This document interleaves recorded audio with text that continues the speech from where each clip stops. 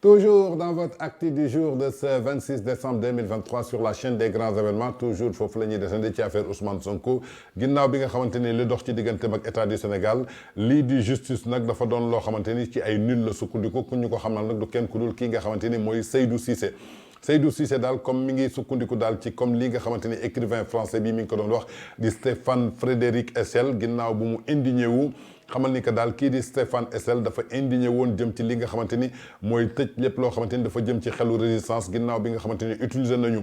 lii di expression boobu ci publication bi nga xamante ni defoon na ko atum 2019 pour défendre ki nga xamante ni mooy Ousmane Sonko ci affaire bi nga xamante ni moo doxoon ci digganteem ak Mamour Diallo ak 94 milliards yi nga xamante ni moo ko opposé woon ak kii di ministre Amadou Ba nekkoon ministre de l'économie et des finances ak ki nga xamante ni mooy Mamour Diallo inspecteur des impôts des états et directeur de domaine à l'époque ginnaaw loolu nag ci époque boobu moom benn indignation la adressé woon au peuple sénégalais moo doonoon soutenir li nga xamante ni mooy combat bi nga xamante ni dafa jugé woon légitime na jëmale ko ci opposant bi nga xamante ni mooy Ousmane Sonko jàkkaarloon nag ay dérives yoo xamante ni dafa combiné woon lépp lu jëm ci wàllu finance ak ki nga xamante ni mooy Amadou Ba ba noppi daal di regretter lépp loo xamante ni dafa jëm ci soutien bi nga xamante ni affiché woon na ko jëm ci tonitooran bi di opposant bi nga xamante ni mooy Ousmane Sonko ginnaaw bi nga xamante ni def na defaat lépp loo xamante ni dafa ànd ak détermination muy combat boo xamante ni daf ci nekkoon ci bonne gouvernance ginnaaw bi nga xamante ni lépp lu jëm ci wàllu éthique ak droiture sukkandiku ci ay autorités yoo xamante ni ñoom ñooy gérer lépp lu jëm ci ay maigres ressources ak ay deniers publics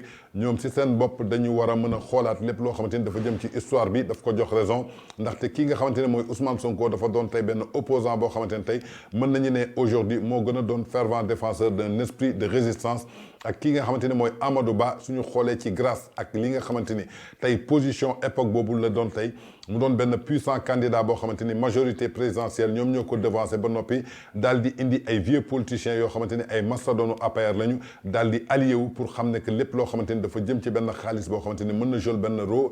xaalis mën na jouer benn rôle bu am importance. muy xam ne tey daal benn appel daal lay adressé wu en particulier ak képp koo xamante ni soi-disant wala xam nga ni que nit nga bu disposé wu ay connaissances jëm ci benn domaine particulier teg ci benn xam-xam boo xamante ni mën nañ ci tirer indi ci ay éclairage utile jëm ci benn contexte judiciaire jëm ci opposant bi nga xamante ni Ousmane Sonko ak état du Sénégal par exemple mën nañu doon benn tonitooran opposant boo xamante ni mën nañ def ay erreurs ay avocats aussi bàyyi ay adversaires am utiliser ay erreurs contre li nga xamante ni mooy affaire bi ko opposé ak ki nga xamante ni mooy Mame Mbaye Niang di affaire boo xamante ni ak ki nga xamante ni mooy Adji Sarr ba noppi daal di dellu soit ci li nga xamante ni mooy première opposition bi opposant bi nga xamante ni tey mën nañu jàpp ni Mame Mbaye Niang moom ci boppam tey mën na taxaw ci kanamu justice bi nga xamante ni tey moo intéressé kii nga xamante ni mooy deuxième opposant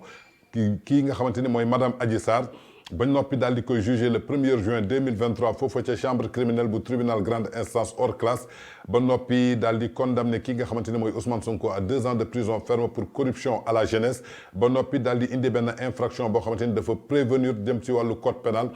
sukkandiku ci article 324 ci noppi daal lay saisir li nga xamante ni mooy situation actuelle bi nga xamante ni dal na Ousmane Sonko contre état du Sénégal mu doon loo xamante ni dafa nécessaire pour que tey ñu dellu soit ci jugement bi nga xamante ni moo jëm ci contumace bi ak yi nga xamante ni mooy ay yeneen affaires yoo xamante ni tey mën nañu sukkandiku jëm ci wax ni que ay amalgame la suñu sukkandikoo ci ay fait mu doon benn interview boo xamante ni kii di ministre sénégalais de la justice di Ismaïla Madior Fall déclaré na ko jëmale ko ci condamnation bi nga xamante ne mooy opposant Ousmane Sonko ci benn affaire de mœurs ginnaaw bu mu doonee lu définitive ba noppi ñu daal di koy rendre inéligible pour li nga xamante ne mooy présidentielle 2024 bi ci loolu nag lay sukkandiku benn entretien boo xamante ni aussi publié nañ ko en ligne par magazine bi nga xamante ni moo tudd Jeune Afrique ginnaaw bi nga xamante ni questionné wu na jëm ci répondre que lépp loo xamante ni tey mën na constituer prisonnier suñu étendre obtenir li nga xamante ni mooy condamnation par contumace bi dafay anéantir jëm si lépp loo xamante ni entre temps mën na doon loo xamante ni dafay définitif ginnaaw bi ñu ko expliqué kii di ministre Ismaïla Madior Fall mu doon benn titre boo xamante ni Ousmane Sonko tey dafa déchure jëm ci ay droits électoraux ba noppi daal di koy raje ci liste yi nga xamante ni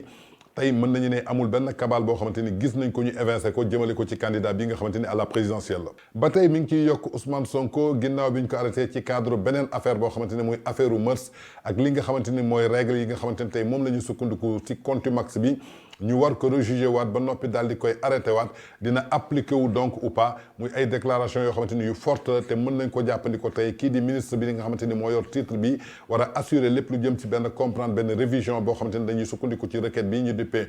43 640 98 présenté wu kat kii nga xamante ni mooy Dario Mariani nekk foofa ca France ci kanamu cour européenne bi nga xamante ni moo yor droit de l'homme muy première section boo xamante ni tey mën nañu siéger wu foofu le 11 décembre 2023 ginnaaw bi ñu signalé que lépp loo xamante ni dafa sukkandiku ci affaire Mariani atum 2003 mu doon benn procédure boo xamante ni contumace la woon ba noppi daal di koy remplacer par benn procédure de jugement par défaut lii nga xamante ni mooy loi du 9 mars 2004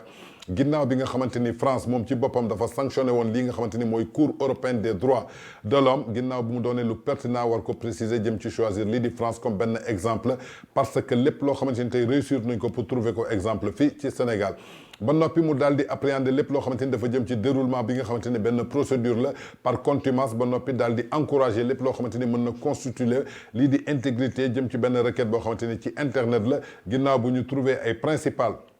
disposition sukkandiku ci code de procédure pénale bi nga xamante ni dafa nekk en vigueur foofa ca France muy jamono yi nga xamante ni maanaam fee amoon na muy atum 2003 ba tey mi ngi xaar daal lépp loo xamante ni mën na ko résumer jëm ci ay principaux articles suñu sukkandikoo tey ci article 627 bi wax contrairement à ce qui pensent beaucoup de gens le fait de ne pas déférer à la convocation suite à un arrêt de mise en accusation pour déclencher le jugement par contumace. mu ñëwaat tey ci article 628 nee na s'il ne se présente pas dans les nouveaux délais de 10 jours il sera déclaré rebelle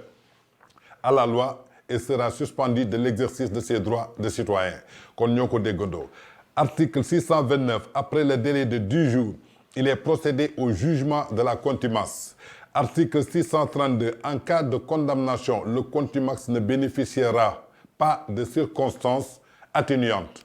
kon yaakaar naa ni ñoo ko déggandoo. mu ñëwale ci article 633 la condamnation devient irrévocable par l'expiration du délai donné par la purge de la contumace. mu ñëw ci article 634 635 une fois les formalités de publicité faites le condamné est frappé de toutes les déséances prévues par la loi. mu ñëw ci article 636 nee na le pourvoi en cassation n'est pas ouvert au contumax. ñëw ci article 639 si le contumax se constitue prisonnier ou s'il est arrêté avant que la peine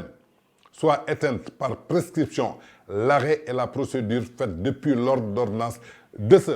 représenter sont anéantis de plein droit et il procédait à son égard dans les formes ordinaires kon ñoo ko déggandoo. mu dem ci nee na plus loin le législateur dans son propre projet de loi pour remplacer le jugement par contumace par le jugement par défaut précise ce qui suit. Dès le prononcé de cette décision condamnation les délais de la prescription de l'article public devient ceux de la prescription de la peine si l'accusé est arrêté par la suite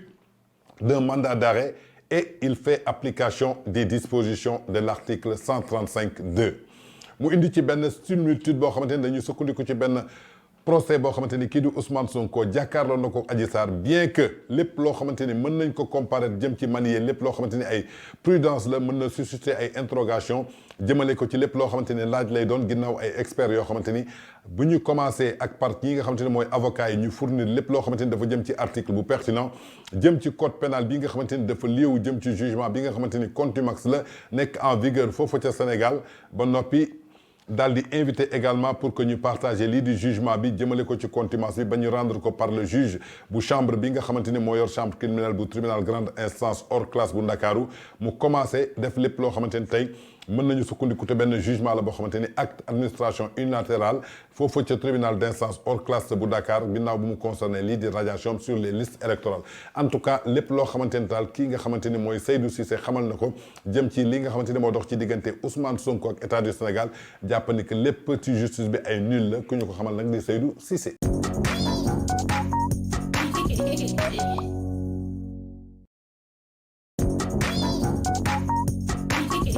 Yeah.